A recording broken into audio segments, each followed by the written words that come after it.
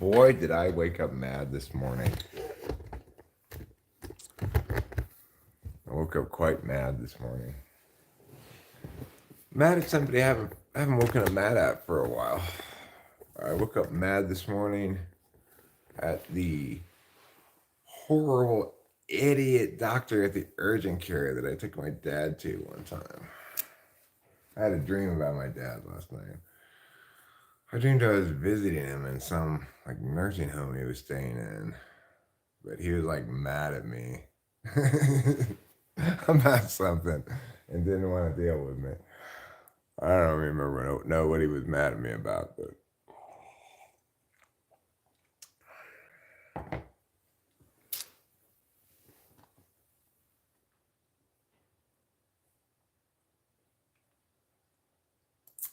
so anyway, I'm just pulling up the old live stream Roo here on the screen so I can see if anybody has any chats or anything. So I woke up and I've just been fuming since I woke up about 40 minutes ago, thinking about this horrible woman, what a horrible doctor she was, and how horrible it is that she escaped full accountability from Eric. God, that woman needs to be forced to sit down and listen to me scold the living shit out of her for hours. Even then, she won't probably learn anything. She should be sued for malpractice. Stupid cunt. Anyway.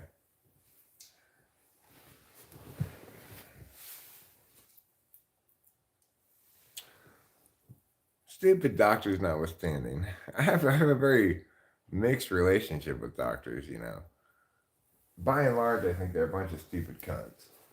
But Dr. Ingram's not. He's the greatest triumph of Western medicine.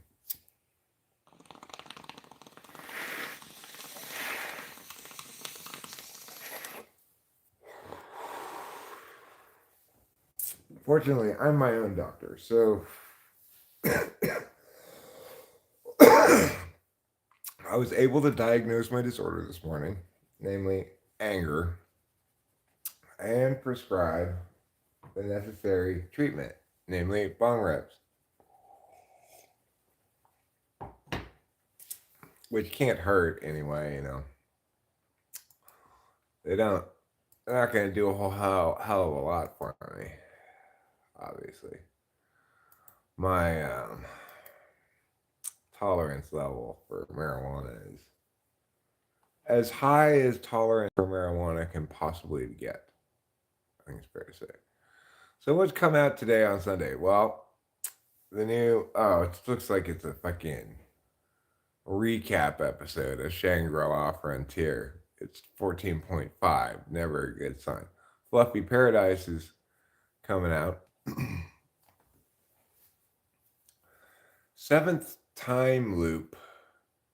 The villainess enjoys a carefree life married to her worst enemy. Episode 2 is out. Banished from the hero's party, decided to live a quiet life in the countryside. Season 2 is out. Magic Ginkin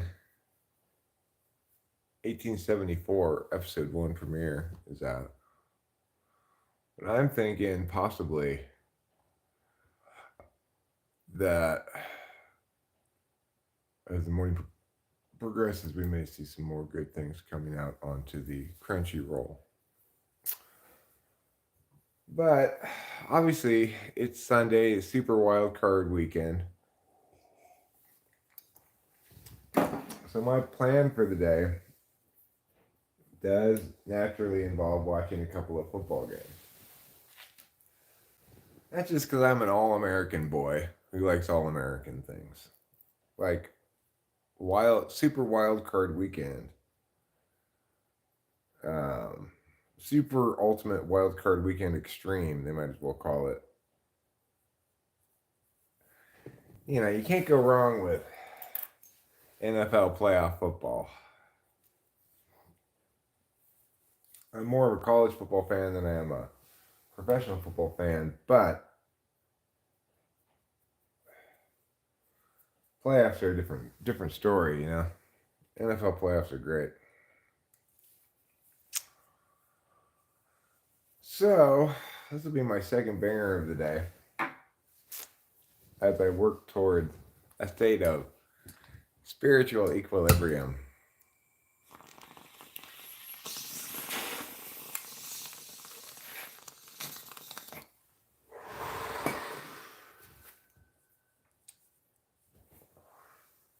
Rachel's birthday is coming up on Tuesday. We're gonna go out to dinner, she and I, on Wednesday though, because the restaurant we're gonna go to is closed on Tuesday.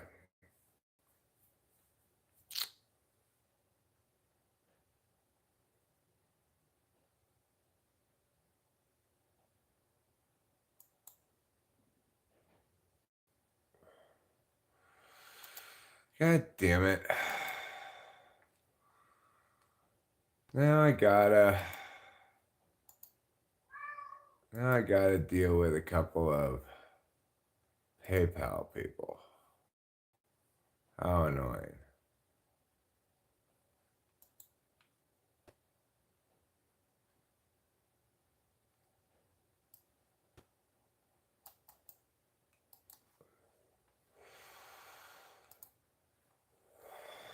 Well, I'll just deal with that right now.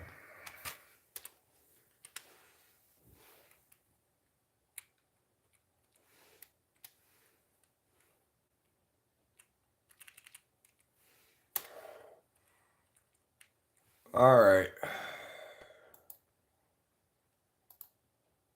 Gmail, open up. Now, compose.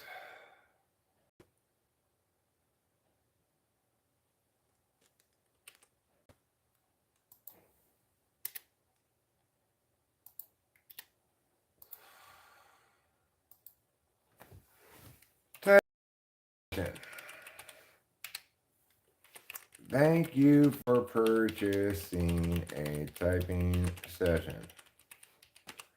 What day and time would you like?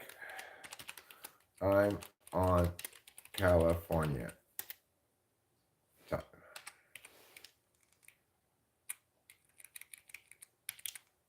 Copy.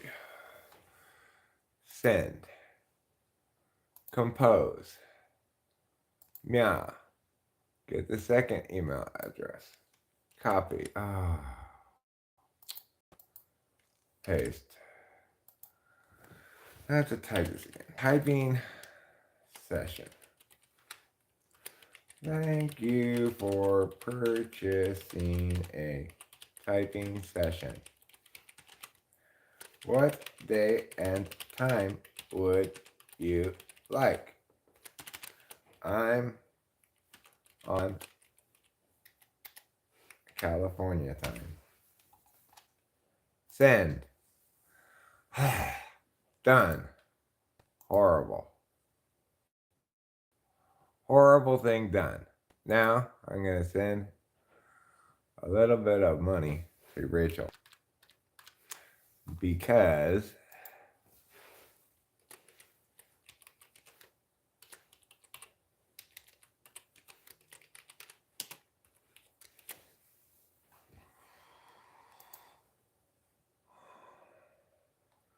Rachel, they want to tell.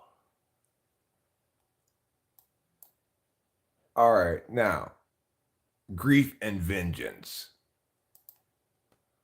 100 days of war in Israel, Gaza, and the West Bank. That's what I woke up feeling a hunger for this morning. Vengeance. I want vengeance on the wrongdoers of the world. Everybody that I'm mad at, I want vengeance. What kind of vengeance? You know, healthy vengeance. I don't want violence or anything. I want them to be held accountable to my words. I want them to have to listen to me scold them and explain how fucked up they are. That's what I want more than anything in the world. If I could just have that, really, I'd have everything. You know, that's ridiculous. It's like I go weeks without putting up a short, and I'm dead stuck at 8,220 subs. And I live stream hours a day for weeks and don't gain a single sub. Then I put up 2 shorts over the course of a few days. One, what animal print is this? The other one, Matrix snowflake, glitch in the sim. And all of a sudden I gained 20 subs. If I want to get a bunch of subs, all I have to do is make a bunch of shorts. But here's the problem with that. What good are those subs? They're not any good at all. They're even no good whatsoever. I mean, I guess I could build a channel with lots of subs. It just makes shorts. I mean, it's not like live streaming seems to cost me any subs. It just doesn't gain me any subs. And on a morning like this, I'm not even talking to anybody except myself. But I think people underestimate the value and power of talking to yourself. Or maybe it's only that valuable and powerful to me because of my type or whatever, but I find it very important to talk things out, whatever they are. Like, why am I so mad at that lady doctor that did such a horrible job one time at the urgent care? Well, I will tell you why. Because instead of just telling me the truth and letting me deal with the information, she thought she'd tell me the information she thought I needed to know, and not all the information was the truth. Look, lady, I don't care if you're Albert fucking Einstein. You're less qualified to know what to do with information than I am.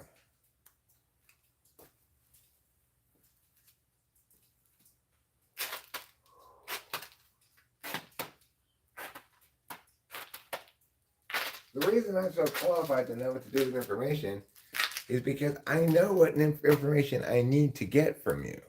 That's the difference between me and most people. So when you tell me that my dad's heart monitor thing provides justification for me to take him to the emergency room right now, then I'm going to ask you pertinent questions like, okay, well, where on this chart is the indicative moment or piece of data, and does that normally precede a heart attack? What are you actually saying here? Of course, she couldn't answer any of those questions at all,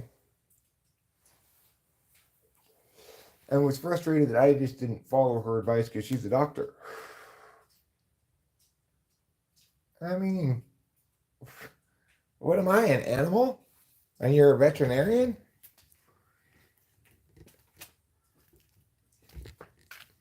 If you can't explain why you're right, then you aren't right. You have no reason to think you're right.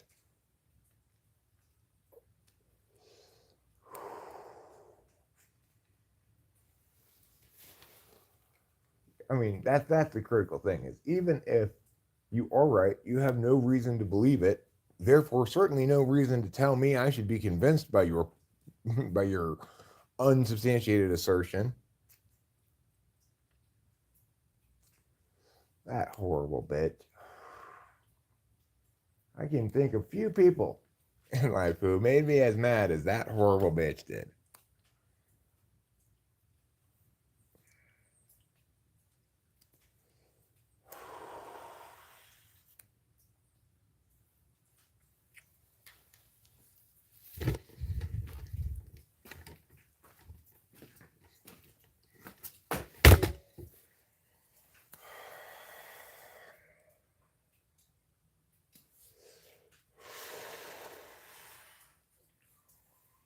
It's like these medical doctors, intimidated by me, afraid I'm going to unmask their incompetence. Well, then you shouldn't be a fucking medical doctor.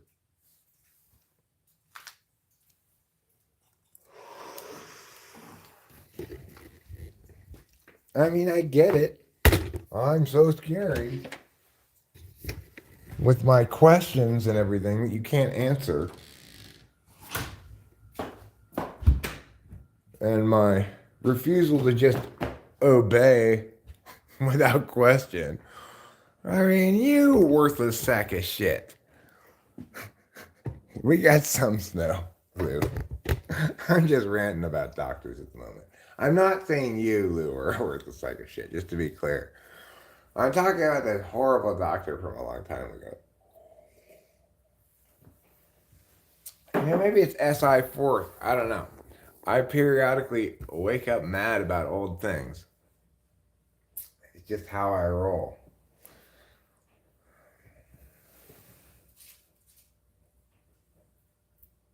Of course, the thing that makes me most mad about that horrible woman is that she ran away and did not get to be held fully accountable by my words in front of all of her underlings adequately to make me satisfied that I got adequate vengeance. Because that's what I need when I am wronged. Let me be very clear about that. Wrong me, and you should expect vengeance. Of course, many people have successfully gotten away without me exacting my pound of flesh. That's why I still wake up mad periodically.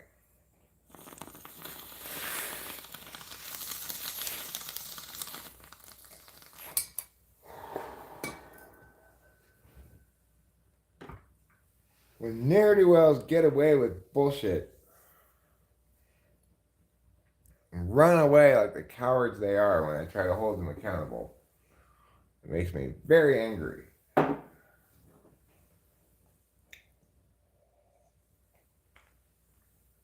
You were drawing art in the snow with sticks yesterday? Camp is to stay out in the woods in a tent temporarily as an activity rather than as a living area, a living spot. That's what it means to camp.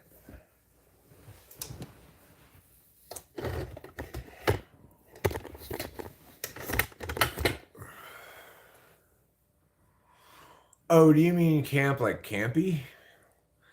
It's stuff that at one time, it's older usually, that took itself very seriously at the time, but that now seems very ridiculous. Like, a great thing for camp is something, grudges are a kind of self hatred thing in the way, self harm thing in a way.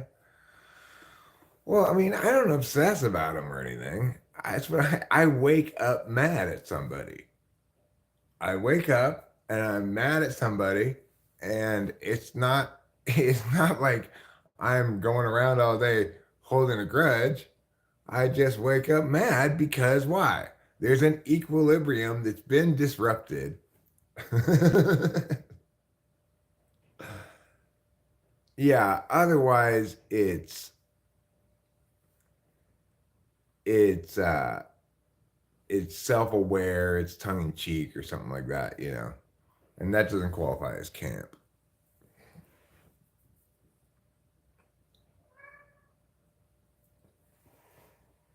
In other words, yes, the idea of things being campy is a fundamentally elitist notion.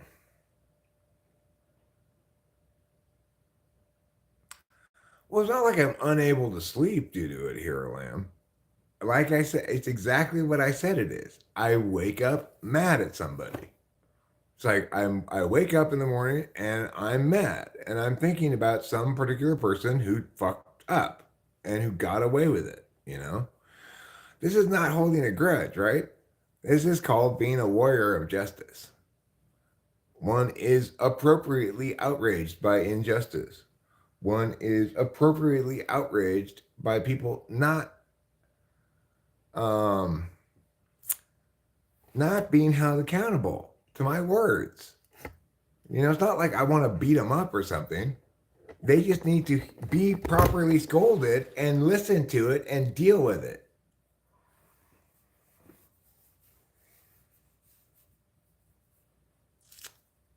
I don't go to sleep mad hardly ever. No, Lady Gaga is just neither of them are camp, right? They're both just bad artists by and large. Lady Gaga has some good songs, but as an artist package as a whole, she's, you know, a nightmare. A nightmare of bad choices, right? A, a maelstrom of bad choices. Let's call it that. Lady Gaga is a maelstrom of bad choices. Andy Warhol is a sad, ultra self-aware hipster who could never get out of his cool, right? So both of those two people you're talking about are failed artists, really. Lady Gaga is less of a failed artist than Andy Warhol, who never really did make anything good, right? He just like did shit that like anybody could do in a second on Photoshop, right? And it's just pointless stuff where he didn't even make the images himself. It's ridiculous. And the thing is, he was also very intuitive though. He understood his own failure. That's what makes him such a sad person. Lady Gaga, I don't think she's got any concept of what an epic failure she is. And you know, and what a tragedy it is that she has to so epically fail when she has had some good successes musically. Like her whole like look at me, I'm weird thing. No. I'm sorry. That's just a terrible approach to things.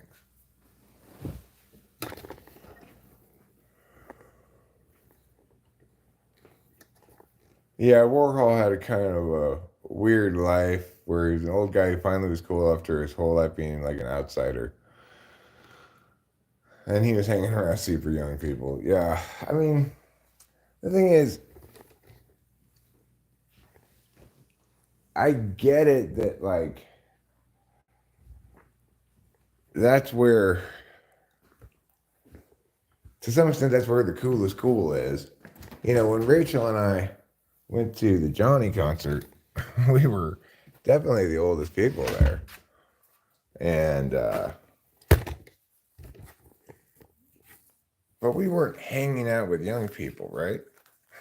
Like we weren't going to some party at the college afterwards. That would have been weird. Although I could see myself going to such a place momentarily to get drugs. Like, I could see myself following some college kid back to their college to buy drugs from them. But I could not see myself hanging out at a college party. It would just be, I would just die of cringiness.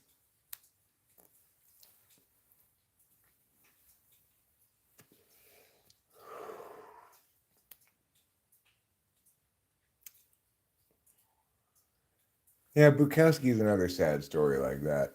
You know, got famous old, and you could you could conceive of that happening to me. You know, it's not impossible. I've spent my whole life in obscurity, mostly not prioritizing making stuff, media of any sort, really.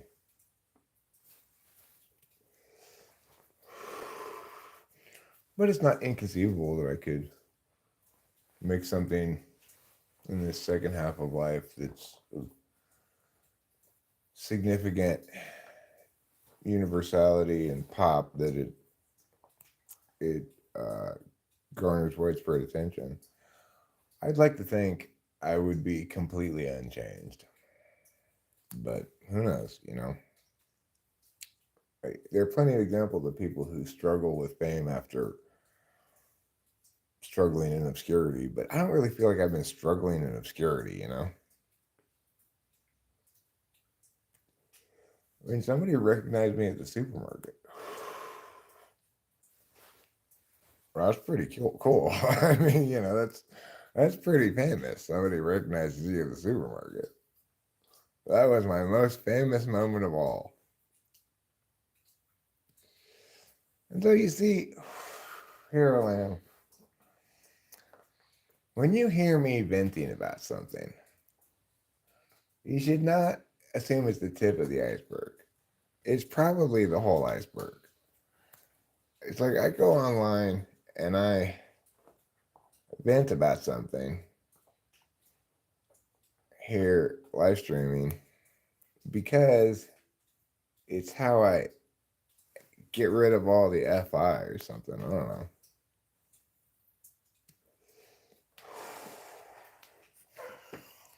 I can change moods pretty quickly. I like this line of imagining here that I was just engaging in. Imagine if I became famous like next year or something, right? Let's say late 2024, I become famous for some reason.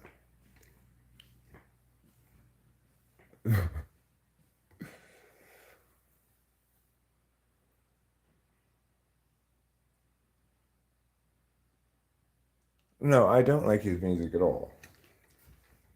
I think his music's terrible. And thus, I do not like him.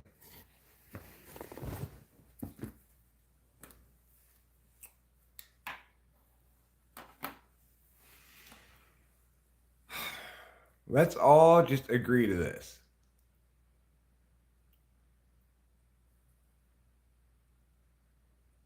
Frank Zappa's terrible. Lou Reed, though, also struggled throughout his life with quote unquote being a genius.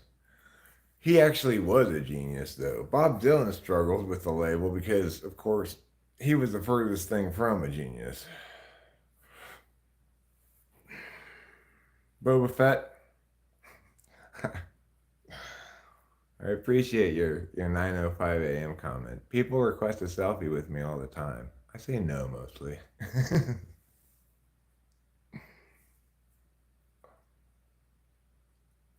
I was talking about me and Rachel going to the Johnny show, I think is the we I was referring to.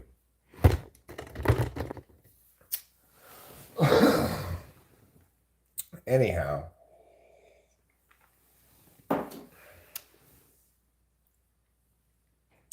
if I did become famous, I wonder how things would be different. I don't think they'd be very different. Bob actually admitted he wasn't special and didn't like people idealizing him. Well,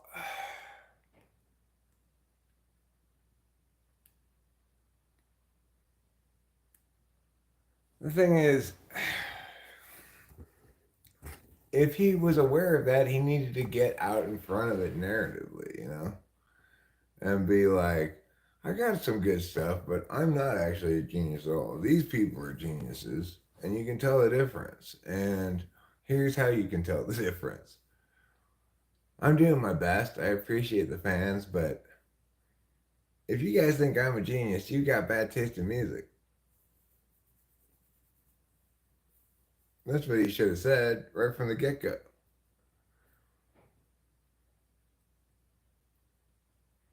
Yeah, internal bodily cues are SI. Like,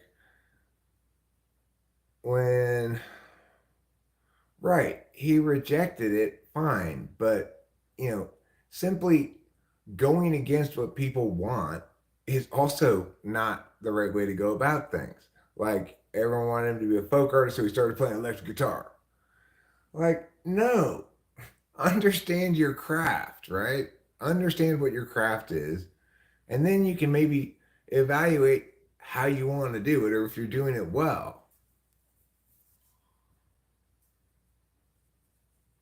right? You don't just want to be reactive to against every expectation. That's not a good way to make art.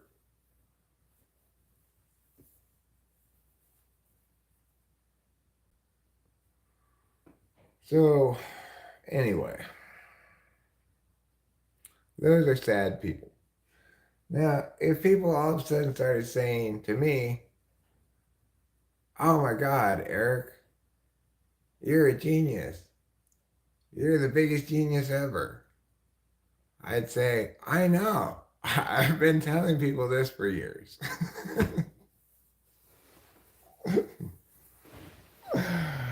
I'm just kidding.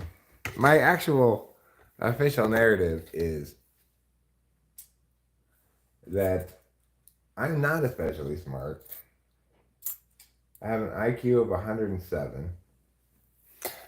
And if I were smart, I probably never would have started working on cognitive functions in the first place because there's so much bullshit in the field.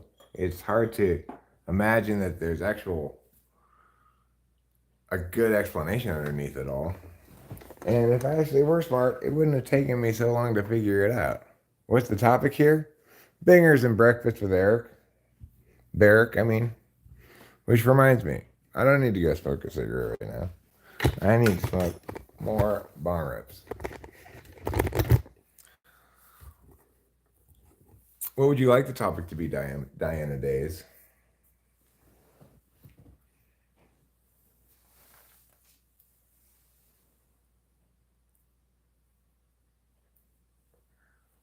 Would you like it to be Diana Days, Dynamic Days?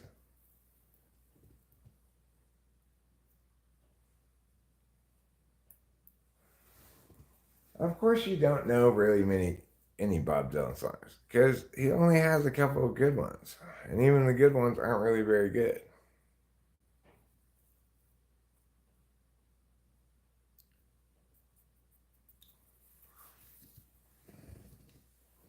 I mean, hey, Mr. Tambourine Man, play a song for me.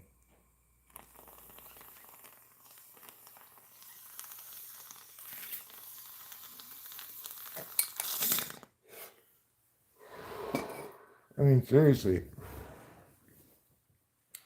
you want to hear a song comprising just tambourines?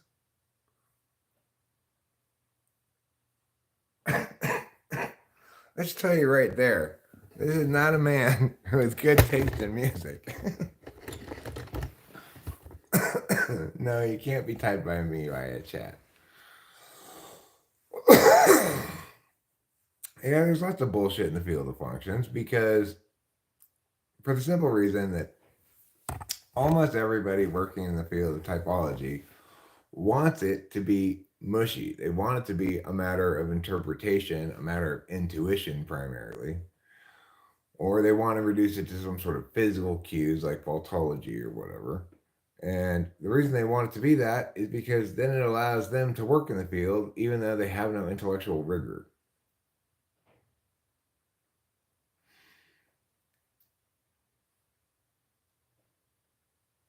Well, INTPs have SI third, Boba Fett, so of course they do. But yes, even SI polar people, is it why people love it so much? Because it gives them a false sense of knowledge? Um, yeah, you meant ENTJ, ENFJ. Yeah, they still can tell when they're hurt. Although I did a typing session with this one lady one time who was an ENTJ who said that she learned that she was injured one time I think she played volleyball, in a volleyball match because maybe it was beach volleyball. I don't know because they kept hitting it to one side of her, and that's how she figured out that she was injured in the game, and that she was favoring one side. So that's pretty SI polar, you know. But does it give them the false sense of knowledge? Well, I think people who are into typology are into it for different reasons. Uh, there's some people who are into it because it lets them define themselves as special. So if you've got an assortment of ESFPs, a certain number of them are going to call themselves ENTPs, a certain number are going to call themselves INFJs, maybe a certain number are going to call themselves INTJs, because it lets them define themselves as special. It lets them, I think most of all, what it lets them do is fight back against a bunch of ontologically assaulted narratives that they heard when they were younger about being dumb, which, and then I just pour gasoline on the fire because I'm smarter than I am wise. And righter than I am good, I guess. Smarter than wise and righter than good. But the thing is, because of my function bias, I find that offensive, right? Like, I find it offensive to use words like a whore, which is what happens a lot of times when you're dealing with people who want to use typology to label themselves as something special. Now,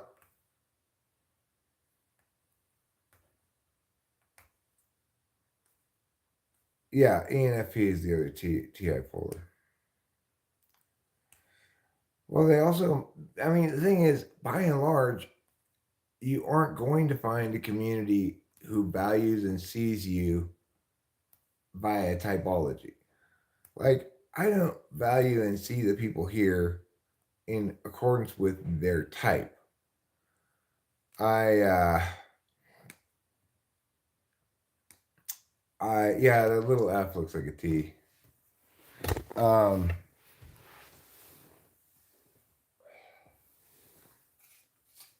It's like I view these words, this lexicographical work that I've done, as meaningful and purposeful. I view the explanation as something that actually explains something, and that, understood properly, answers a lot of significant questions and gives us a lot of guidance prescriptively as to how we ought to deal with one another and say schooling children and stuff, right? So when somebody comes in who's treating these same words as tools of identity building, I find it outrageous, But the thing is, I understand why it happens, and so I ought to be more wise and good and less smart and correct.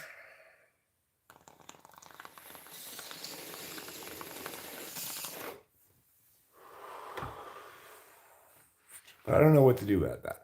Aren't you more prone to like or dislike people depending on their type? Yes. For sure. And the people who I wake up mad at, a majority of them are TE DOMs.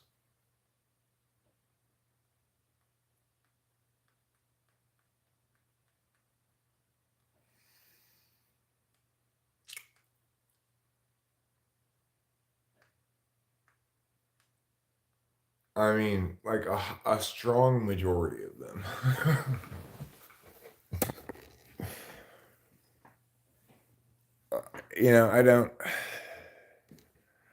I don't know if that's because TE DOMs and ENTPs are just inherently head buddy, I find their TI ignoring ways offensive or whatever.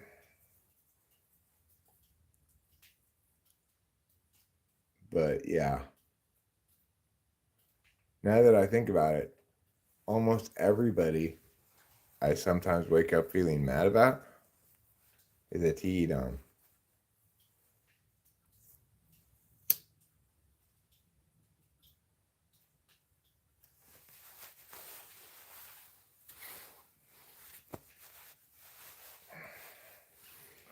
Like, I might get mad at ESFPs, but I never wake up mad at any ESFPs.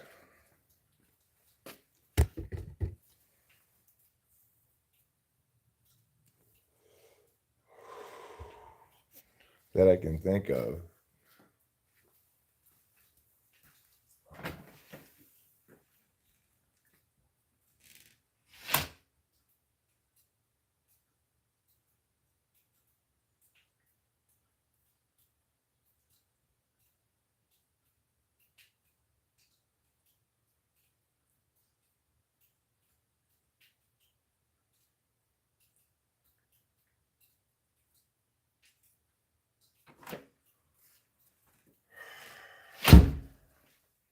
No, by and large, I don't get mad at TE Tool.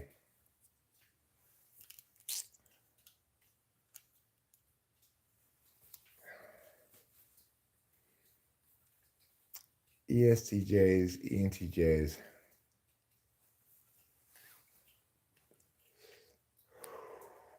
Like my old boss was an ENTJ. This horrible doctor that we saw Rachel with one time. ESTJ. Based on my quick typing of them, based on dealing with them.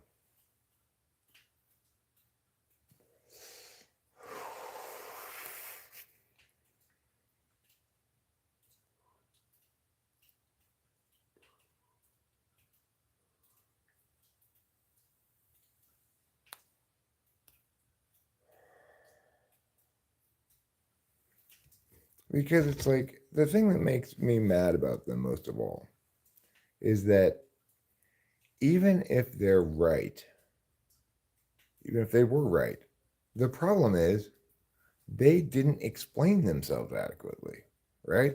So there's no reason for me to agree with them.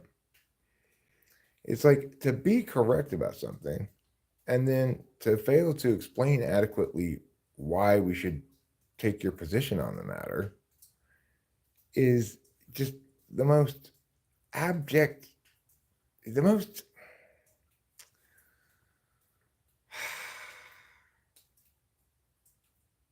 it's like, it's the most sickening abdication of responsibility.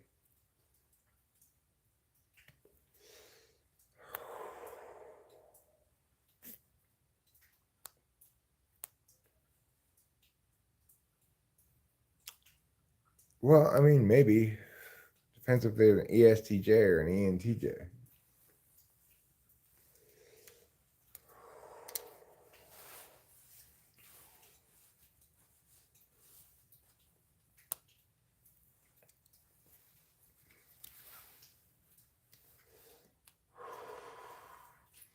I mean, probably most of the ones who made me mad are ESTJs, and probably, yeah, it's an NI polar thing, as well as the TI ignoring thing. Like any third. Well, here's some more possibilities. We're trying to answer the fucking question. You know, not just shit out endless, equally unweighted possibilities.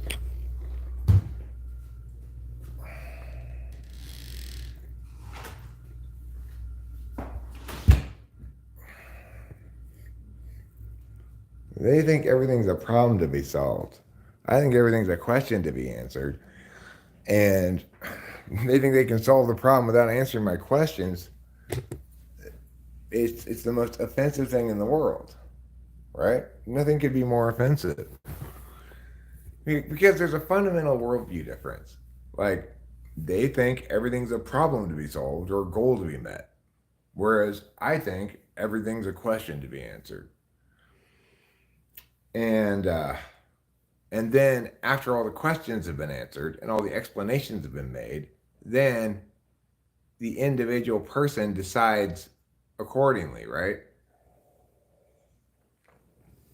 From my perspective, you can't start solving a problem before you start answering a bunch of questions.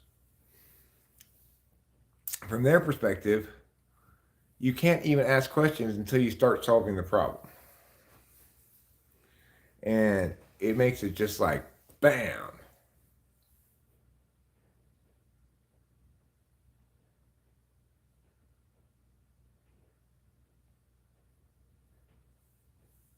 I don't think they only act because they are bothered. Did I say bothered? Oh, Jeremiah Fix said bothered.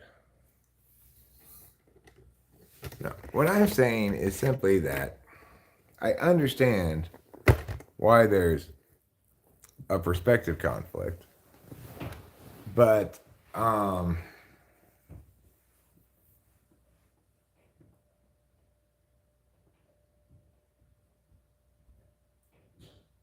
well, like the doctor said at the urgent care, you need to trust my medical expertise. You know, my ass.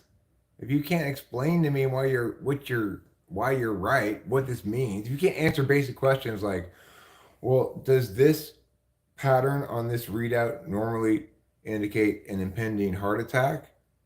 No. Okay, well, what exactly does it indicate to you that suggests he needs to go to the emergency room? Look, you just need to trust my expertise as a doctor. Obviously, I do not. You know, because you can't answer those questions. You're telling me there's an emergency, he needs to go to the emergency room, but you can't answer my questions as to why. That's a big fucking problem, right?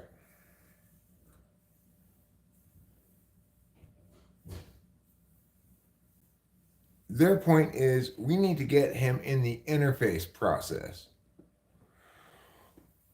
where he's in a more medically intensive environment than this so that they can interface him with him over there. That's what she means, right? Because she's an interfacer. She believes you can't answer questions until you already start messing around some, doing some tests, meow, meow, meow, meow. Do some more tests to eliminate certain things. Let's eliminate scurvy. We need to do a test to eliminate the possibility of scurvy because all things are equally possible and likely.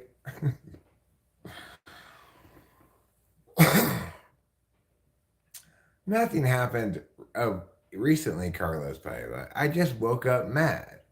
But a lot of times, waking up mad does produce the good outcome of me explaining something insightful, as it has this morning, namely that the reason we butt heads so much is they don't believe you can ask and answer questions until, except as part of the interface process. And I don't believe you can take any action until questions have been asked and answered.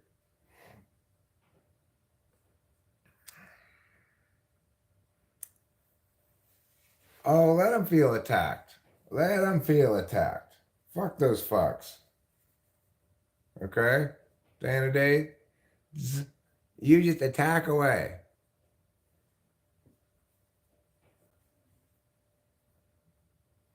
That's what I say too.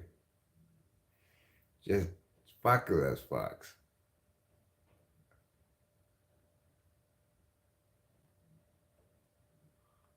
Well, of course I haven't let go of it. Jerry, you can't let go of things where an equilibrium has been disrupted and has not been restored by justice. Nobody can. The idea that those things just go away. Well, I mean, you might forget some of them, but I remember every significant instance of me committing injustice, which are the worst kind of pain of all. Now, I don't have a lot of those since like childhood. Well, I have some, but you know, those are the worst. That's the worst kind of pain. And I hope everybody who's committed injustice or been cruel at any time in their life feels the kind of pain I feel about it. Um,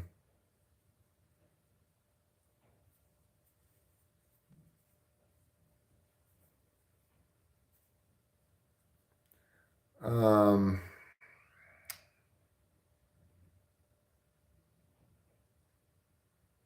but it's also the case that I don't forget the fact that Mia got away with Mia, and I did not hold them to account to my satisfaction.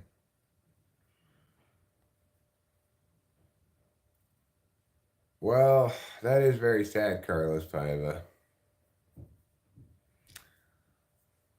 Um, I remember some of my dreams. I remember one of my dreams from last night. I dreamed about my dad last night. You could say that my morning anger. Good morning, Ruben. Good morning. My morning anger is displacement from that dream.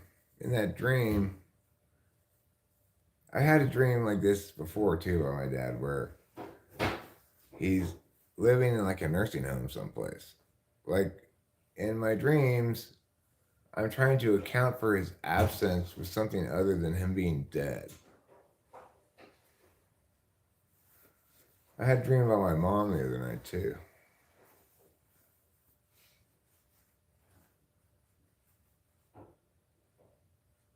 Well, yeah, an escape room would be much more suited to an interface approach. That's true.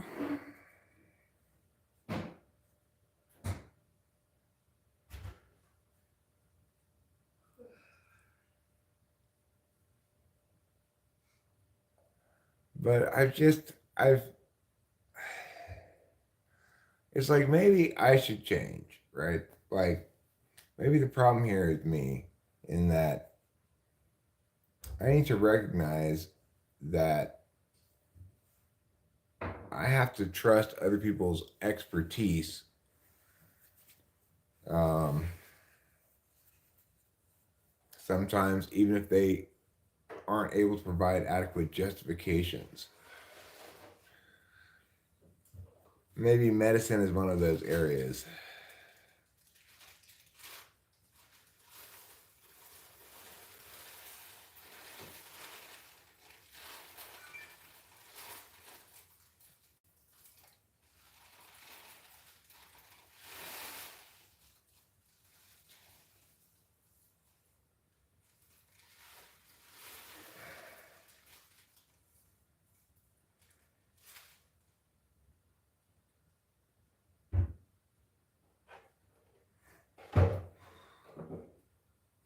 Well,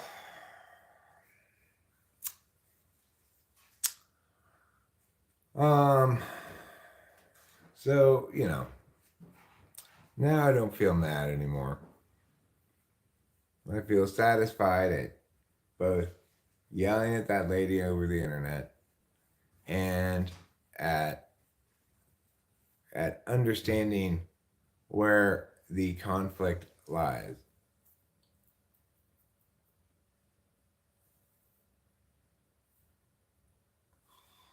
Right, money. But if anybody were to, if anybody were to talk like that to me, right?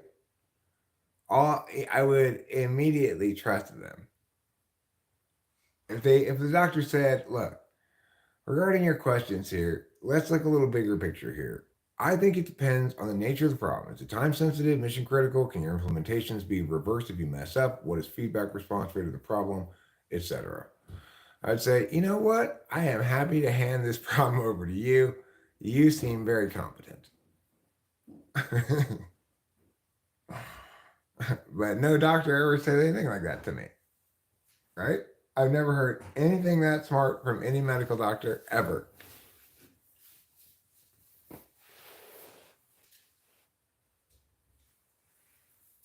If only, If only I heard such brilliant words from a medical doctor, Money,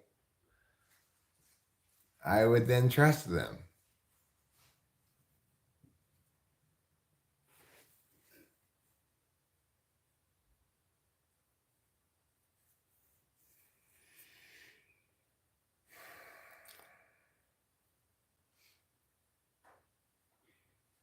Right. But then, you see, Money, you got to look at healthcare in a somewhat different way. Because what I determined at some point is I was thinking about healthcare specifically wrong in that you have to err on the side of caution. Like, the burden of proof I need you to meet to convince me that doing whippets causes neuropathy should be lower if I'm deciding whether to do whippets than if I'm just engaging the question intellectually.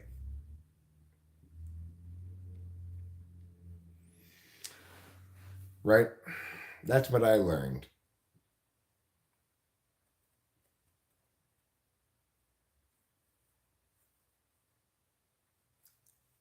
Yeah, Jeremiah says a lot of things, Diana Days.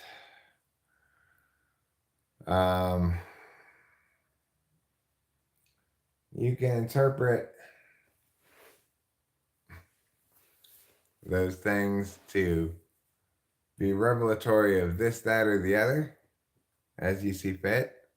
I'm guessing your conclusions probably aren't too far astray from the truth. Um, okay, what am I doing? Well, today I don't have a plan to do much of anything. But why do you assume that's far from Diana Day's strength?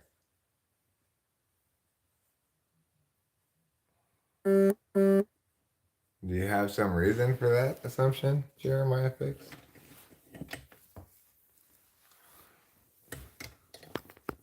Or you just that's your operating assumption for everybody, or what?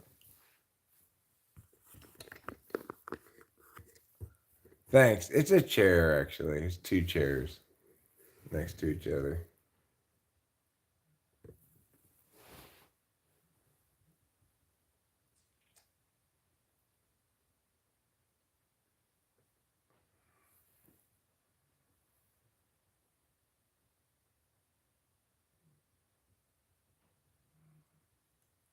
Well, Jeremiah Fix, research properly done is a little bit more, requires a little bit more intuition than that, frankly.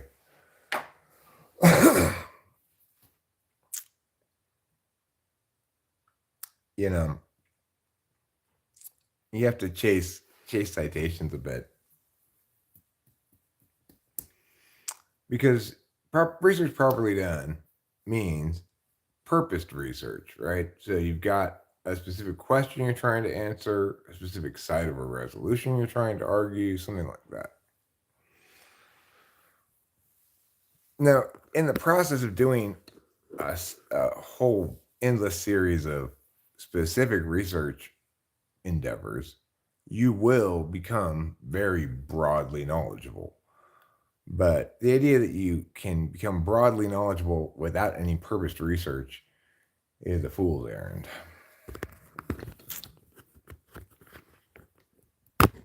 If you don't know what you're doing with the ideas, why, how this idea fits in with a larger frame of a specific question to be answered, advocacy to be affirmed, something like that, right? Then you're not doing research, you're just casually reading stuff.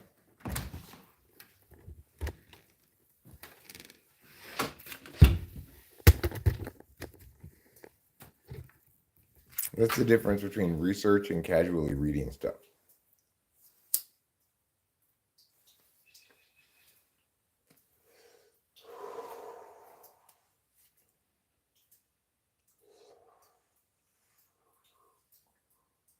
Research is purposed to answer a question.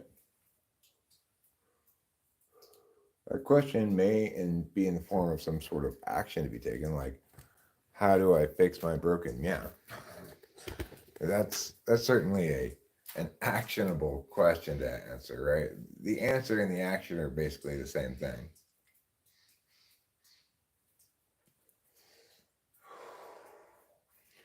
But regarding intellectual matters, which are definitely deliberative, they skew towards a deliberative process. That deliberative process, the engine of it is negation. So it's trying to answer questions and testing any given affirmation, which is an answer to a question, um, against a strict negationary principle.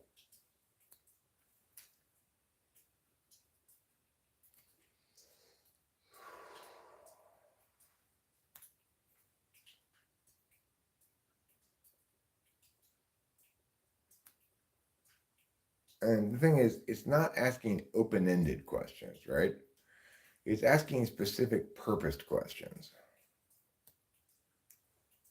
Questions that are designed to be answered, right? Rather than to provoke discussion.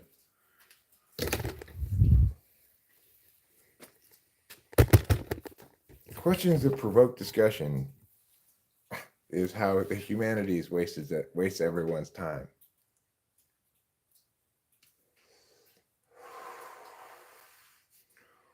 Once you determine that a given asked question is subject to too much interpretation, the terms in it are too broad or too poorly defined, or some other thing for there to be an independent answer, that's when you determine that you're wasting your time talking about that then.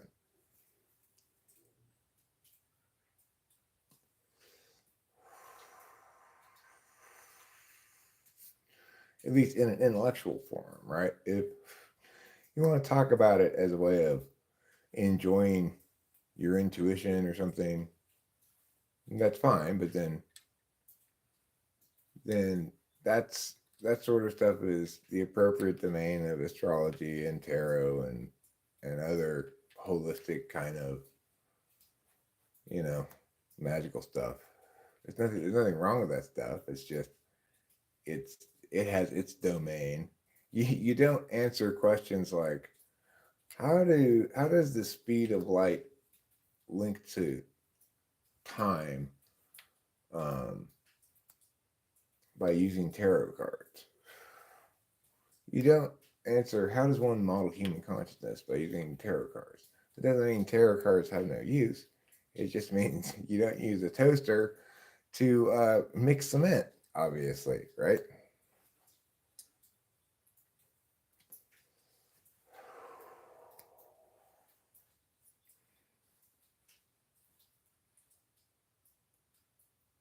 You use a cement mixer instead of a toaster.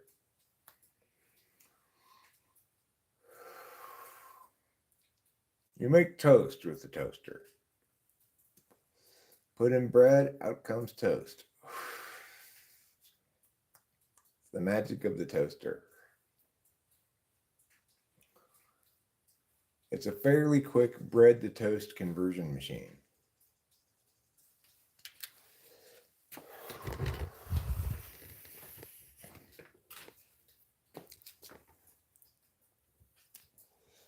Converts bread into toast in just minutes.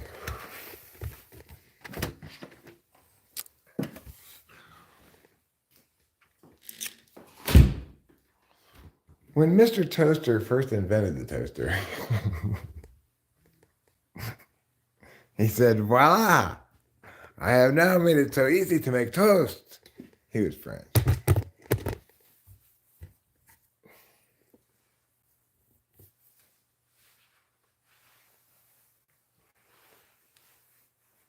What is the marginal benefit of adding additional toothpaste to user satisfaction self-reporting research question for my thesis defense?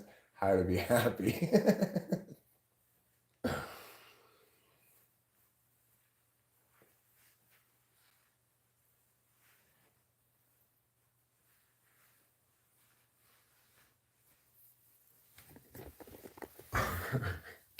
Yep. You know, these are the sort of down home homespun wisdoms you get around here. Don't try to mix cement in a toaster. Make toasts.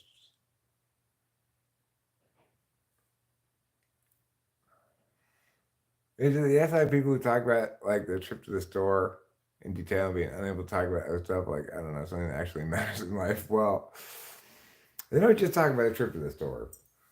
When Rachel and I went to dinner the other night at the Sportsman's Cafe, we were subjected to the tyranny of SI as this gentleman, he and his wife were having dinner with another couple, and he was telling this incredibly long story about how the two of them had met, including culminating in the end with, I mean, I could probably tell you the whole story. It was so boring. I was trying to tune it out as best I could, but it was just us and these other people in the restaurant, and the guy's voice carried like a 6-ton truck.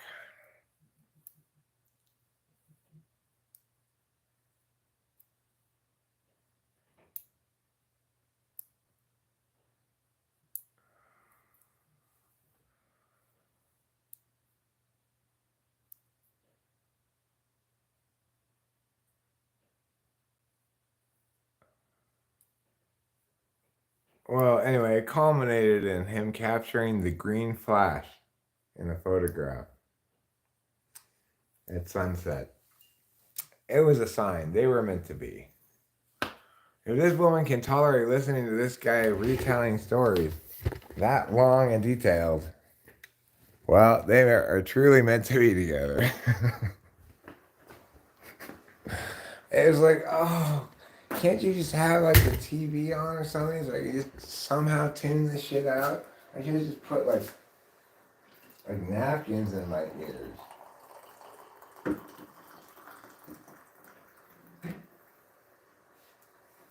I mean, sure. I'll bore you guys with an occasional SI story too. I'm not above it. I admit it. But not to that extent. Jesus Christ. Ay, ay, ay.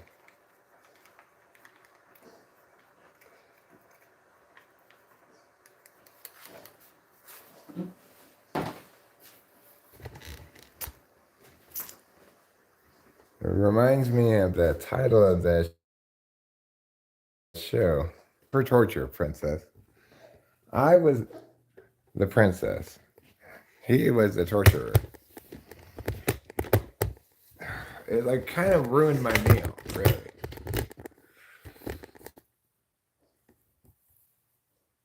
It was probably considered romantic by him, maybe, and his woman, but nobody wants to listen to that.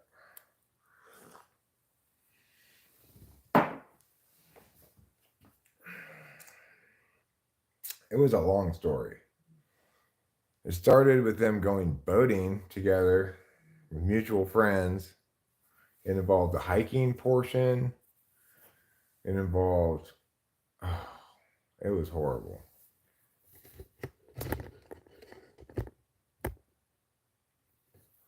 For me, the most annoying thing you do is film cleaning. It's like so mundane and repetitive. What's film cleaning? You will never believe how we met. It was at the local stamp club cabal.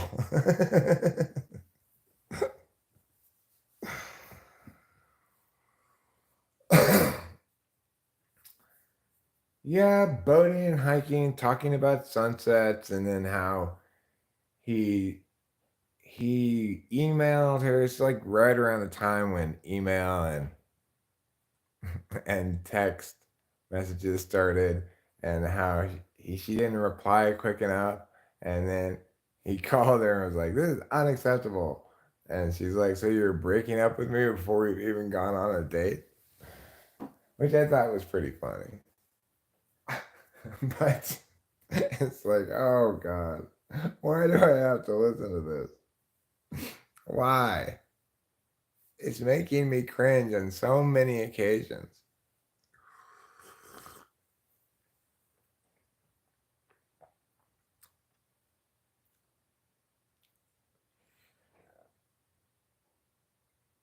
Film cleaning.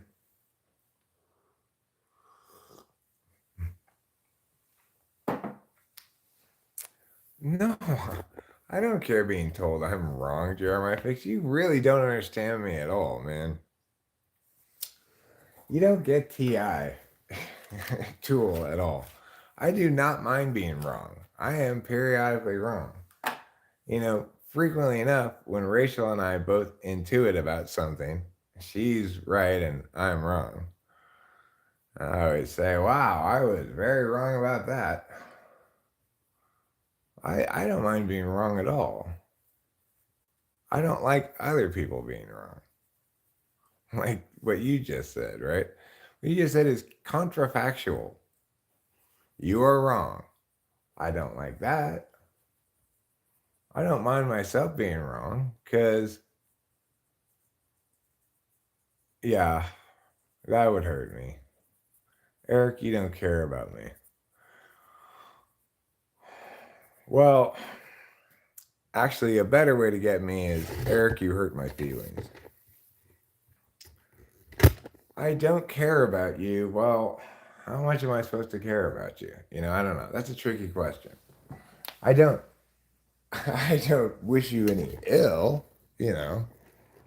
but how much can I care about everybody? Yeah. But I can be expected not to hurt people's feelings. I feel terrible if somebody says you hurt my feelings. Then I'm just crippled. Well, you win. I'm sorry.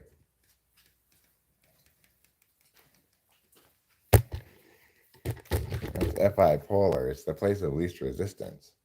TI tool. You are wrong is fine.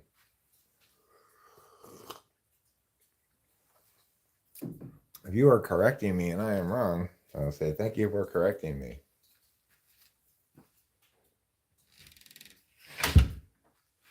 That's my place of, stoutest defense. I don't need to worry about that.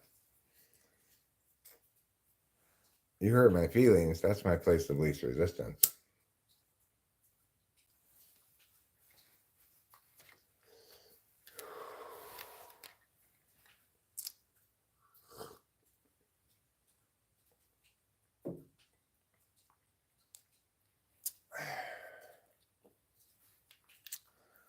It's funny that people think that because I'm offended when other people are wrong, that I can't stand being wrong myself. I have no problem being wrong. I just correct it, That's why I'm so infrequently wrong.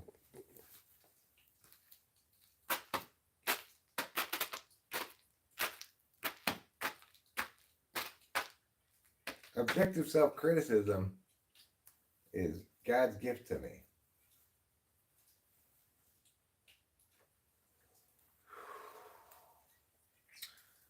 Fixing this hole in my pocket would be a wonderful Eric's gift to himself. Maybe let's do that when we go inside. You want to do a fun activity? You want to sew my pocket? We could sew my pocket. I've sewed it before. I sewed the other one. Look. And it's holding up good. See? I sewed this. I used white thread, obviously, but... Alright, and you see I sewed this here, too. See? So this pocket's already ripped out another place before. Now I have to sew this part. And I need to sew them because my lighters fall through the hole into the under pocket. This jacket had an under pocket, which is just like inside the jacket, I guess. All right. We're going to play Pretty Seamstress this morning. And the role of Pretty Seamstress will be played by yours truly, host Eric. Although, while I'm playing the role of Pretty Seamstress, my name will be Muriel.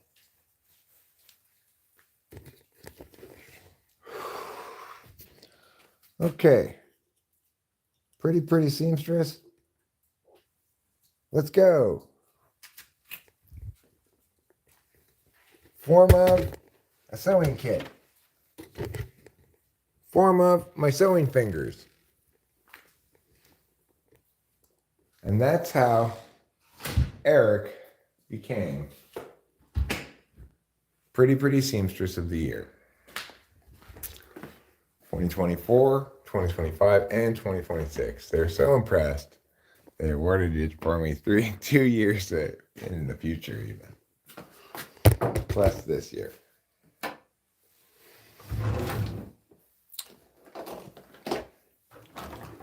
Rachel's got our stuff out here. That's fine. She has her stuff in here for a very good reason.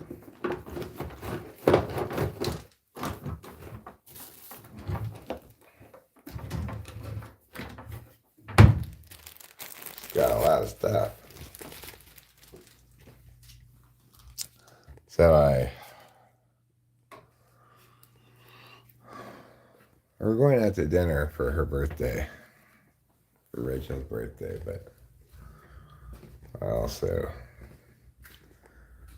sent her some money to get Sephora stuff because she said she wanted a Sephora gift card from her mom. But her mom's not going to get her a Sephora gift card, so figured I'd just get her a Sephora gift card. I don't want to actually get a Sephora gift card because that sounds difficult. So I just send her some PayPal money and put Sephora gift card as the message.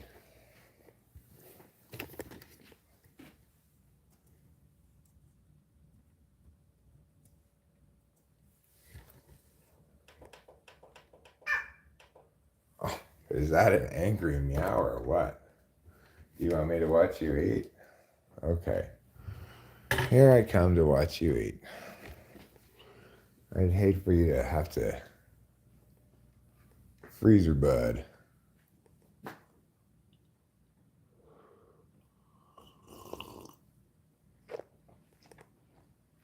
I'm a Taurus. I was born under the sign of the bull. Or ox, or whatever you want to call it.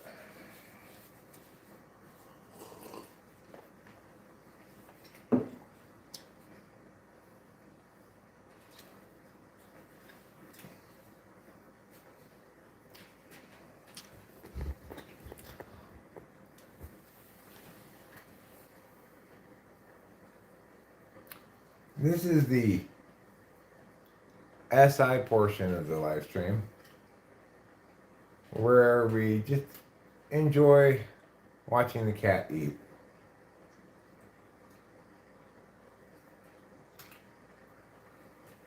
Yes, you're a very good eater. You guys should probably chime in some praise from the chat for his eating skills too. I'll read it out loud to him.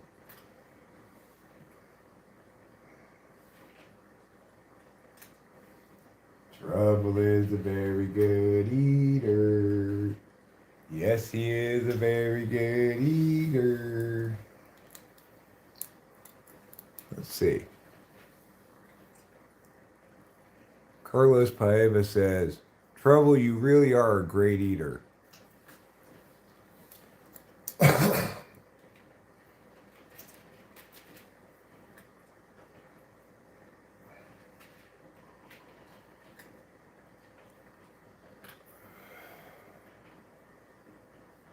I don't know if I got any Geminis or whatever. I got something rising in my something. I don't remember what it is though.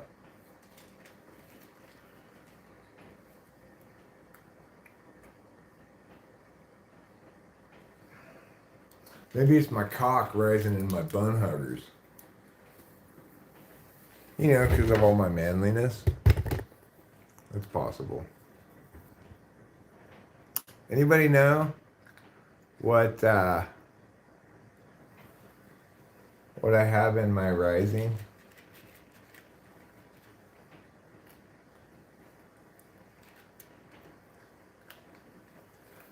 Some people around here might remember. I'm Capricorn rising, and she's a Capricorn sun. Huh. Well.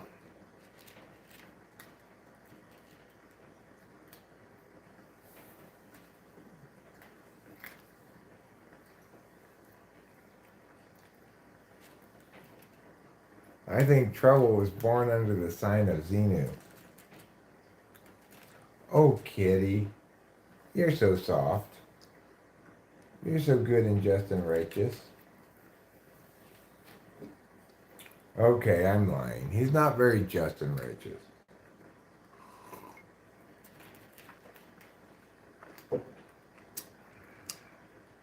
Right. I got my mojo rising. Trouble is a beautiful kitty.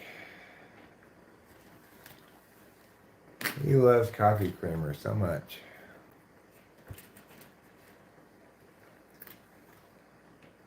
Now I think whoever said he's Capricorn rising and she's Capricorn sun, I think the he was me and the she is Rachel. Because I think Rachel's a Capricorn. I just remember her as a sea goat. Well, he's not very righteous because he always tries to like go chase after Capilla and stuff. He's not a good brother.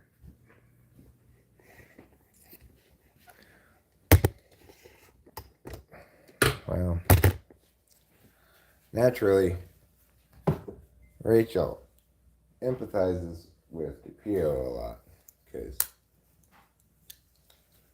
yeah, he wants me to put so much coffee creamer on everything. All right, now.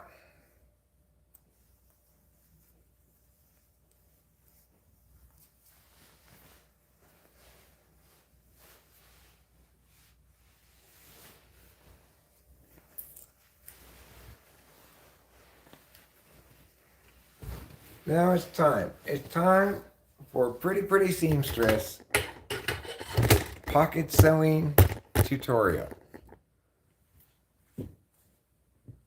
Hi, would you like to be a pretty seamstress like me? First, what you need is to have a coat with a pocket with a hole. Yeah, I see that a lot too, Ruben. Ruben will just rail up that coffee creamer and just meow.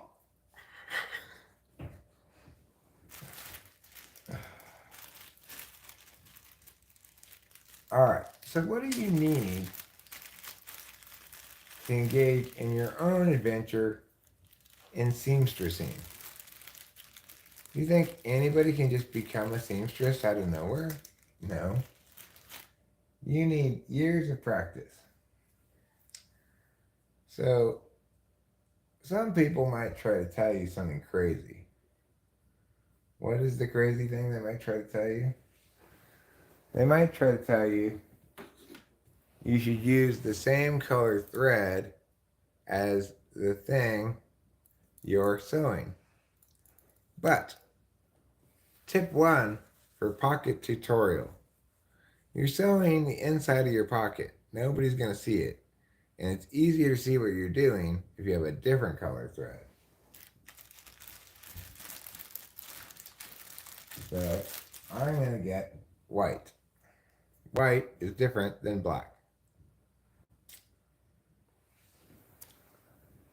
Then I'm going to have to cut it to make it sharp. So I don't have any scissors with me right now. I'm going to have to get some scissors. Okay, hold on 1 second. And pretty seamstress tutorial will resume.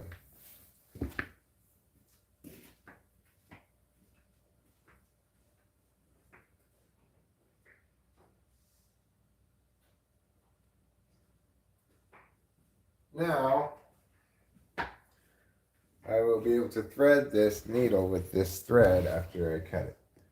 But before I do that, in celebration of my astrological type, I'm going to pull a bong rip.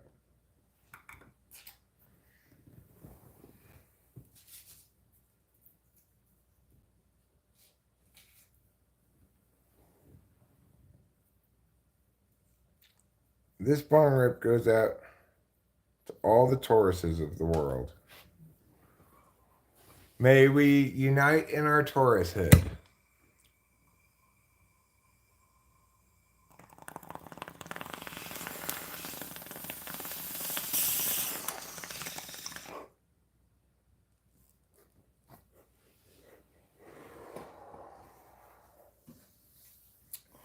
Well, he was probably one of my former students. I'm known as the Supreme Master of Seamstressy-ness.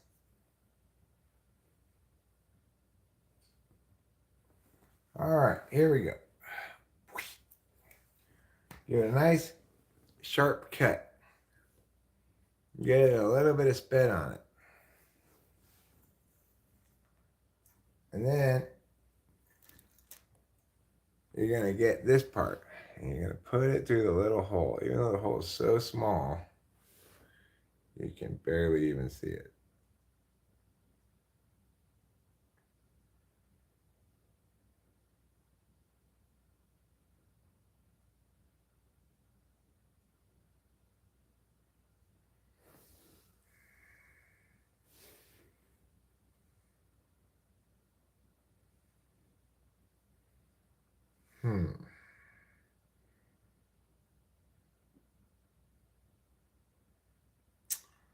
I would like a bigger needle.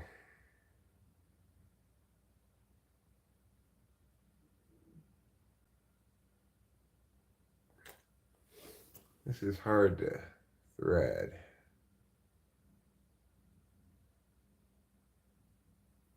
Did I get it? No. Hard, but not impossible, I'm sure.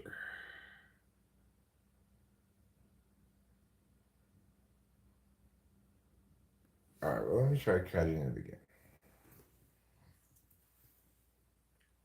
These ones aren't any bigger.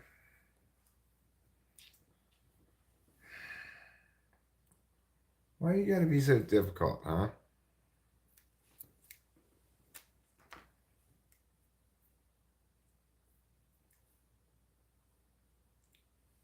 Okay.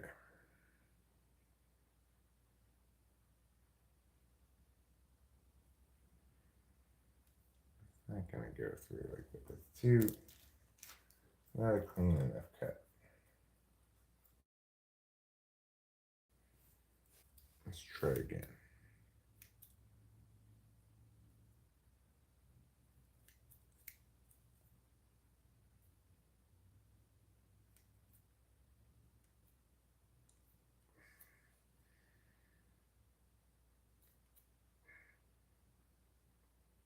These scissors aren't very sharp. It's part of the problem. There. Let's see if that works. Now, where did I put the needle? Here it is. Okay. Watching Eric attempt and fail to thread a needle.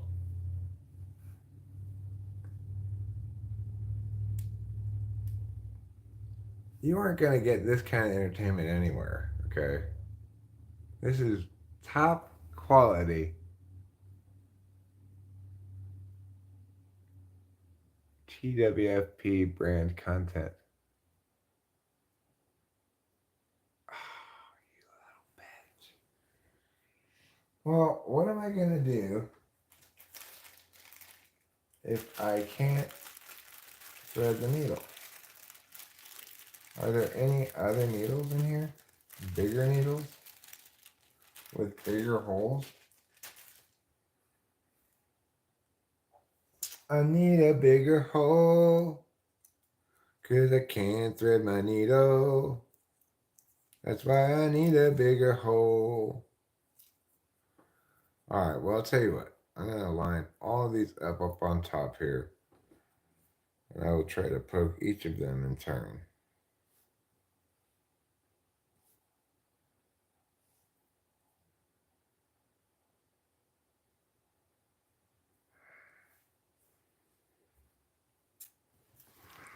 Hmm. Did I get it? I got it. I got it. I did it. I got it through. Yay. Okay, now don't mess it up. You gotta tie it before you mess it up. There. All right. Now that I've tied the needle,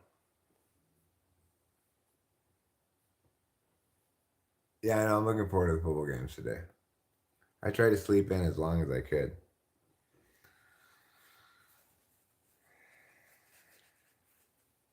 The football games yesterday weren't very good, but were still interesting, entertaining enough, I guess. I mean, they were both. Neither of them were close games, you know. All right. So when you're sewing something, make sure you pull through a good amount of thread, and you have to pull it all the way through every time. Okay. So it's like when I go like this now, I have to pull all of that thread through. Now, as much thread as I have now, that's as much thread as I'm going to get. Once I go a couple more times, I won't be able to pull any more thread through. So you should start with a good amount of thread, like I've done here.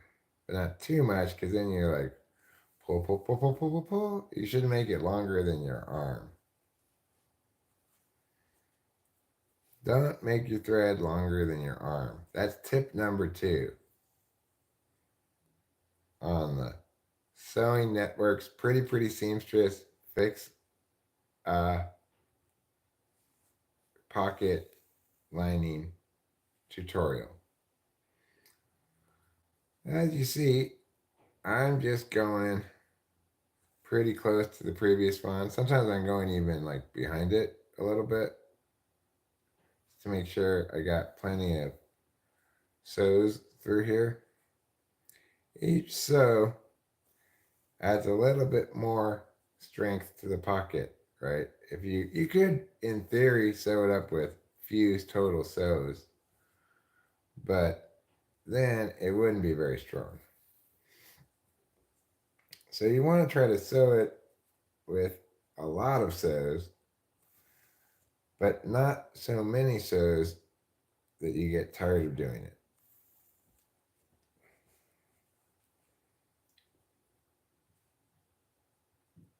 So I'll move it up along here a little bit.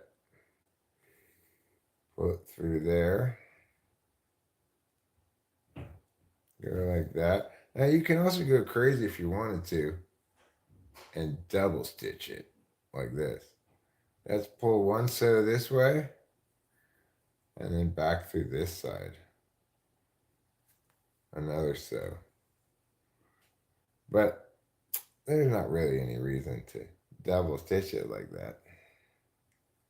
It's just the inside of a pocket. And then you pull that sew through. And this sew through.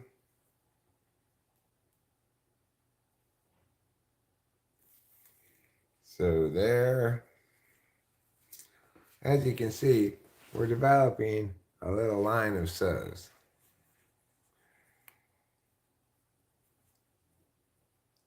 Okay. Now, your fingers will get tired doing this. It's kind of unavoidable because it's kind of tiring to do. You just have to tough it out until the whole hole is all sewed. Ow. Careful not to stab yourself. That's tip number 3 on Muriel's Pretty Seamstress Pocket Lining Hole Sewing Fix-It tutorial.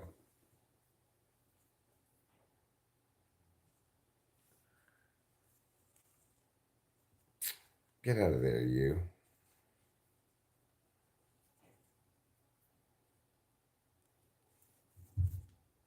And we're going to pull and sew. And pull and sew. Just like that. Pulling and sewing. I mean, first you poke, right? Then you pull, then you sew. Then you poke, then you pull, then you sew. This is tip number 3 today on Pretty Seamstress Coat Pocket Lining Hole Fix-It tutorial. Is the 3-step rule. Poke, pull, and sew. Poke, pull, and sew. It's as simple as that.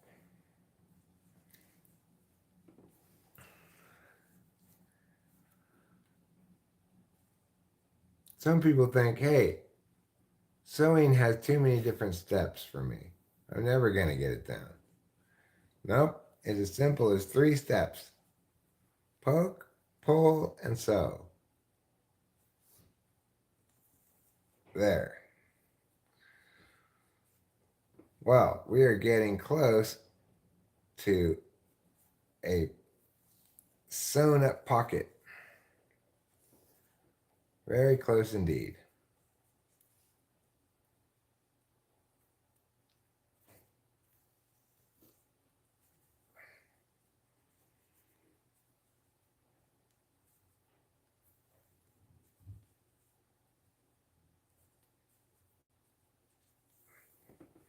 We're going to just poke, pull, and sew our way to victory. For those who benefit from repetition, the 3 steps once again are poke, pull, and sew. All right. Well, we've accomplished a good amount of sewing. But I'm going to go back the other way now. Just to make sure it stays all sewed up. Also, I'm kind of interested in getting this little hole on the back here that will just grow into a big hole if I don't get it now. Maybe if I work my way back to it.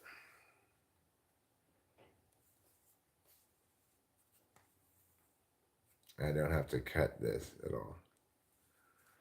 It looks like some of these parts back here could use a little additional poke, pull, and sew.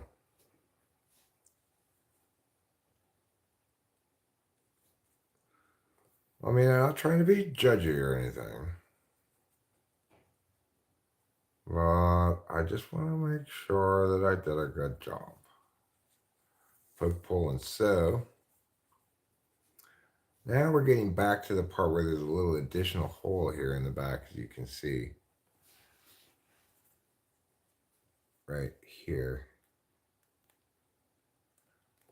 This is a little additional hole that currently isn't big enough for anything to fall through, but will become such at some point. So what I want to do is I'm just going to poke, pull, and sew around here to try to prevent that hole from getting any bigger. And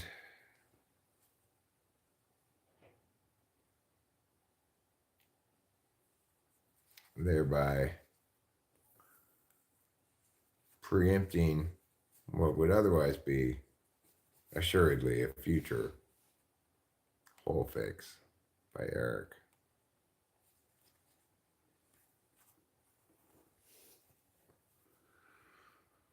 All right. We're really making some progress now in Project Pocket Lining Hofex, voted 2024's most action-packed live stream thus far this year. I'm not saying there won't be another more action-packed one later in the year, but so far, this one takes the cake.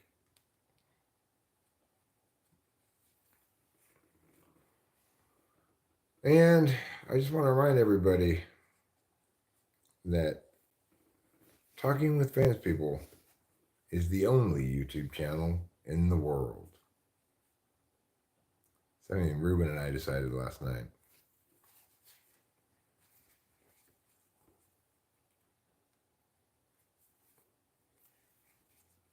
It's pretty cool being the only YouTube channel in the world. It's like everybody who wants to watch YouTube has to watch me. Even if I'm just sewing a pocket in my jacket. Some people might think that's boring. But for me, this is real wholesome life. This is the kind of life that's really worth living. Instead of taking drugs and playing rock and roll music, this is what humans were meant to be doing. Sewing the pocket of their jacket, preventing their lighters from going through the hole. All right, that's looking pretty good. Now, I'm going to tie it here. I'm going to tie it with these ends like this, yeah, and I'm going to tie it again. Yeah, and then I'm going to tie it a third time. Why so many times, Eric? Better safe than sorry, as they say in the Boy Scouts. Okay. Now, yeah. Let's give it a test run. You guys want to give it a test run? I think that's a good idea. I'll put this with the string already on it.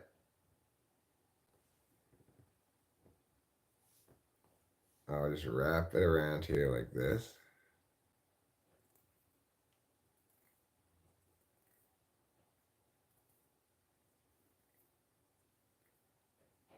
And then next time I have to sew something, I will already have one with string on it. I won't have to thread the needle, which is such a difficult thing to do that it's become an idiom that means something very difficult to do. Isn't that interesting? Well, that's good enough. Now, you and you and you and you go back in your needle hole. Get back in your needle hole, you. You too. Get in your needle hole.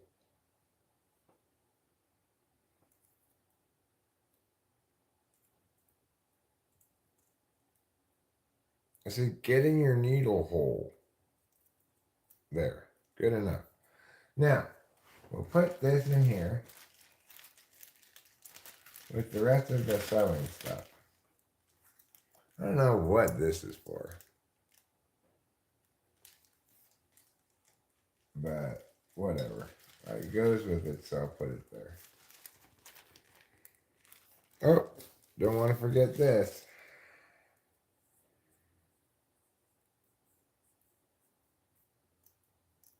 All right. So once I put all of the stuff back into the bag,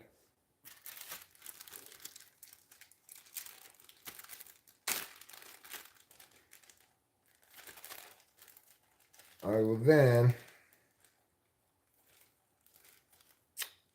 try to close the bag. If I could do that. There. Almost. There. I closed the bag. I'll leave those things there for the moment while I take you and me on a very exciting test drive of my new pocket. Beautifully hand sewn by yours truly, Eric. I mean Muriel. The pretty, pretty seamstress.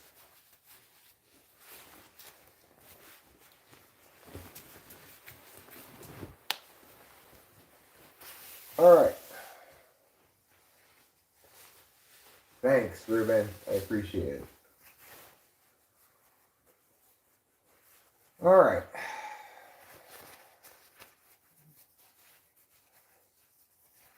Well, here I am. When you're an expert seamstress like me, you don't need to do all that stuff.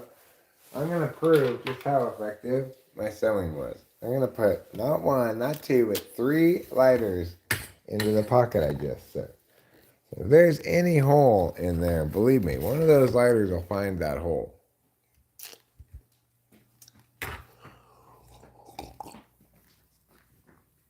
I'm just walking outside. I'm jiggling my lighters around in my pocket.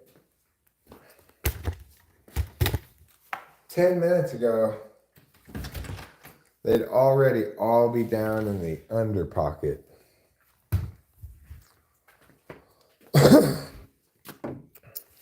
Let's see how it worked. Let's test it out. Let's see if I've attained true triumph.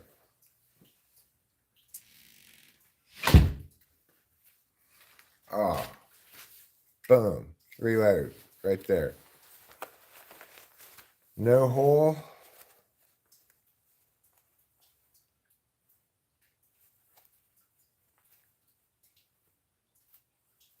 Is this the one I just did, or is this the one I just did?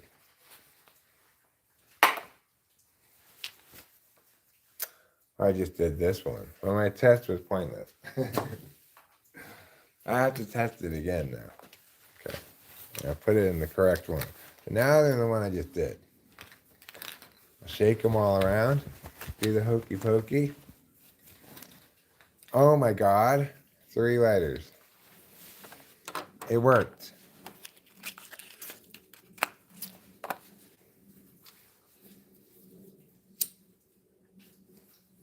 I can once again put whatever in both pockets and nothing fall through the hole.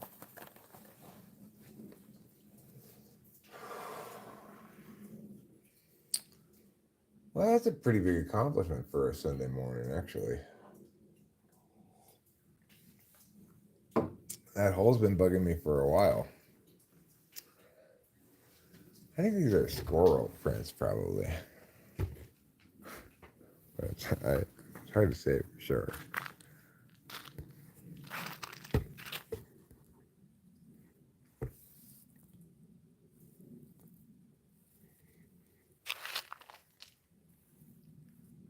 Squirrel prints?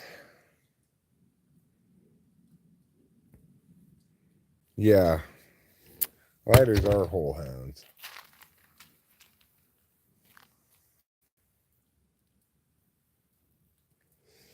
I'm guessing squirrel. Although their little hands seem a little bigger than squirrels. Maybe those are raccoons. No, definitely squirrels. Okay.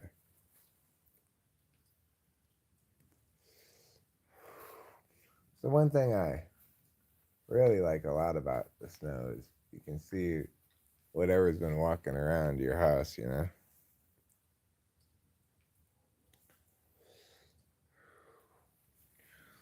Well, you know, when they're running after each other on the trees, I'm pretty sure they're kind of fighting. I see them doing that too. She's like one of them trying to chase the other one away. Not being very nice.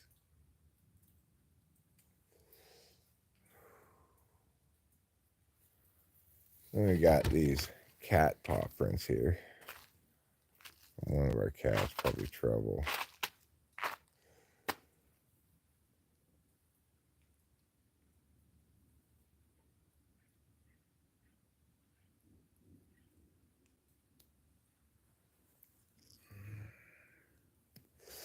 It's a nice day. Warm.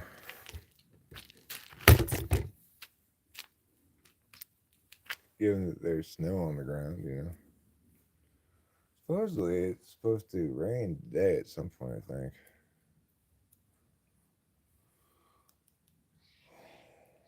Or maybe that was just last night. I've been getting a sequence of storms. I guess Lou's probably been getting them too.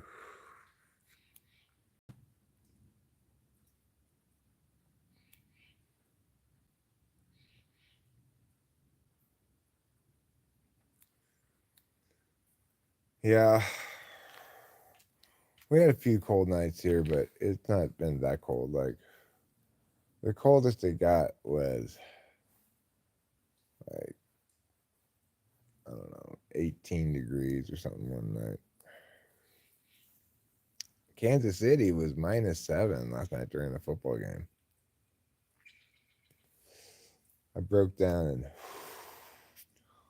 ordered a month of Peacock so I could watch the football game.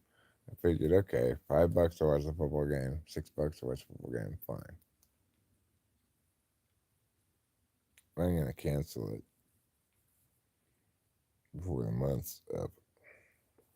3 inches of snow and the whole city shut down.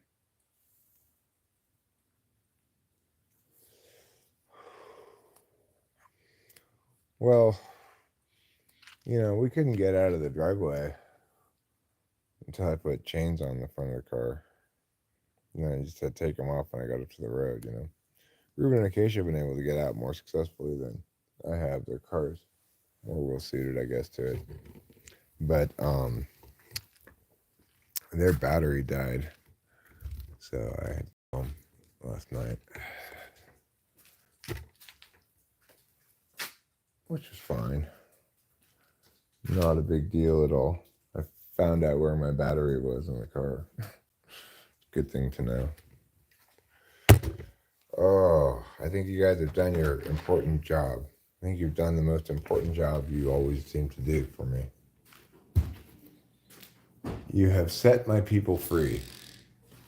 And by people, I mean poops.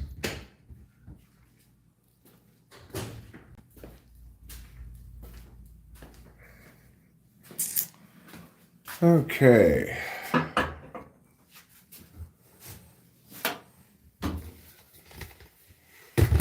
How many poops must a poop man poop if a poop man can poop poops? The answer is all of them, as many as he can. You should always try to poop all the poops you can when you can poop poops, because the sad truth of the matter is, if you don't poop them when you can, it might be a while till the opportunity arises again.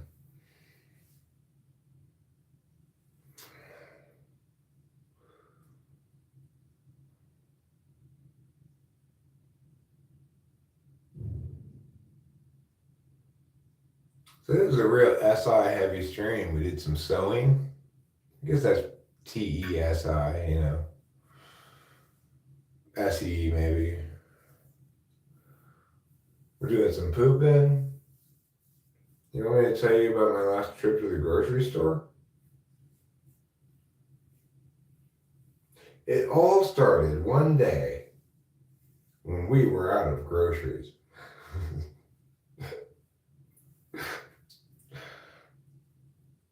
Rachel said, we need to go to the store.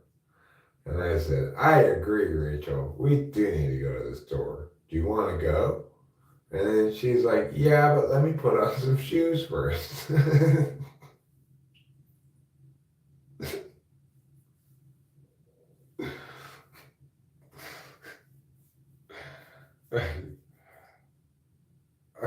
I should do a video just called SI Story Time. I tell this long, detailed, pointless story, and it's just my voiceover, and in the background there are just stock photos of supermarket people shopping. And then I went down the bread aisle. There were so many choices of bread. I knew I wanted white bread. I hadn't anticipated quite so many options. I don't know. Maybe it's because when I was a kid, my mom never let me get Wonder Bread.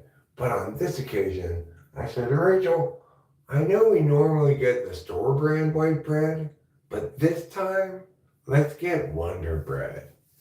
And we did. We put it right in the basket.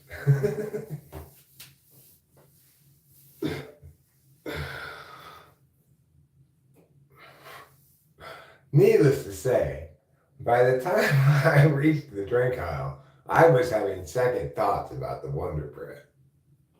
Should we really get this kind of bread? I asked Rachel. You're the one who wanted it, she said. Having mixed feelings now? I said, well, they kind of stole the word wonder from Wonder Points. So that makes me not really want to get it anymore. Now that I realize that. And then Rachel said, didn't you steal the word wonder from Wonder Bread? And I said, touche. So let's backtrack to the vegetable aisle now.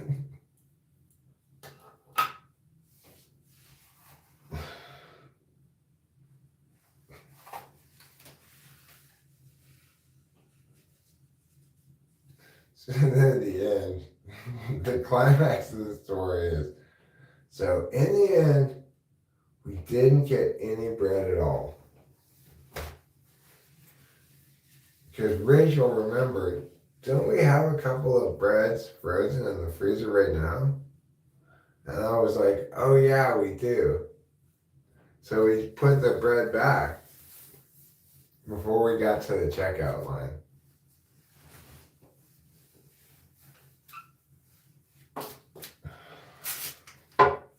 While we were in the checkout line,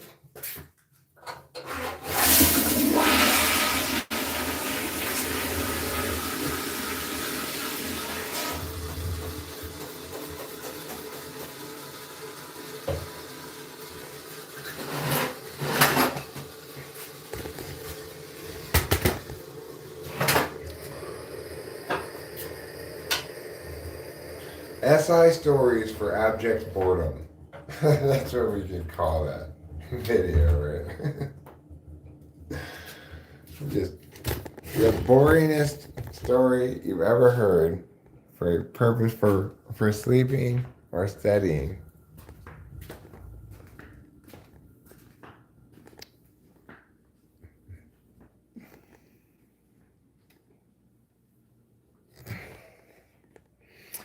Thanks, Uncle Fatty. I appreciate your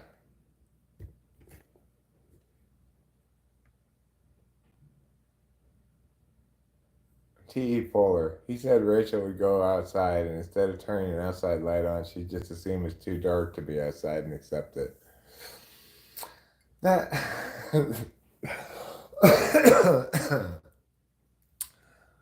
that's not untrue.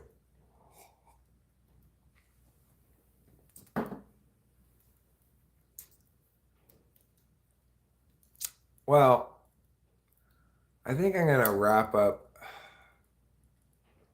my live stream here on the grounds that my stomach kind of hurts. I didn't go poo right then. I need to, but it's not really ready yet. And so I think I'll watch some cartoons, wait to get ready to poo, hopefully poo, maybe take a short nap, and then get up for the football game. That's my big plan for the day. So until then, I bid you a fond farewell.